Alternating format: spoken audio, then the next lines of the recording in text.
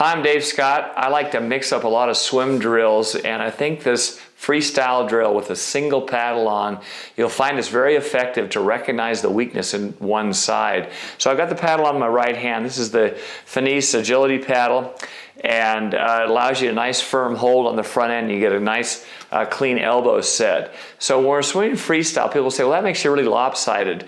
And remember, this isn't a garbage can lid. This is just a small paddle. So when you're doing this, you have to make sure that your core is pretty solid. You've got a nice willowy kick on the back end. You're keeping your head nice and still. What I would recommend is that you start off with a 50, a 75, 100, 150, somewhere in that distance where you go freestyle, swimming regular freestyle, and I'm concentrating on my right side. Put the paddle on your left side and do the same thing.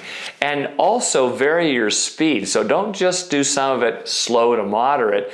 Insert some 25s where you're actually bringing up the tempo a little bit. And I think you'll really find that you can feel pressure all the way through. And with your non-paddle hand, I always have my athletes think about, okay, you got your paddle on your right hand. What's that left hand doing? So you can kind of cross-reference both sides. But really the purpose is to try to think about that paddle hand swimming freestyle. Take a look at this preview in the ATV and you'll get a few more tips on how to do this properly and put it in your workouts, particularly during the off season. Macy, we've got left-hand paddle only and tethered on the back end. You're going against the flow right now, and I like this single paddle. We were just chatting about it, and I think it's a very effective exercise for the beginner to the competitive level swimmer, and I've mentioned this many, many times to the athletes that I coach. I think it allows the athlete with the paddle hand to think about a nice high elbow set, to feel that pressure on that hand, and you're not doing it one arm only, you're doing both hands. So you can actually transfer that thought process to your non-paddle hand, your right side as well. I know I've reminded you to flatten your hands out on your entry, so let's see if we can get that pitch right when you put it in. Head down nice and low, okay? Okay. We'll try left side breathing, right side breathing for a few strokes, and then go alternate breathing. Okay.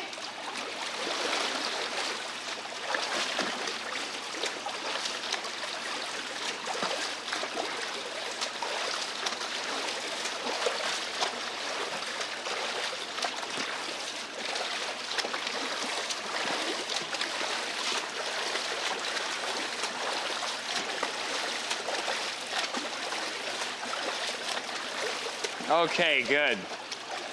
Well, I know you got me plenty wet on that one.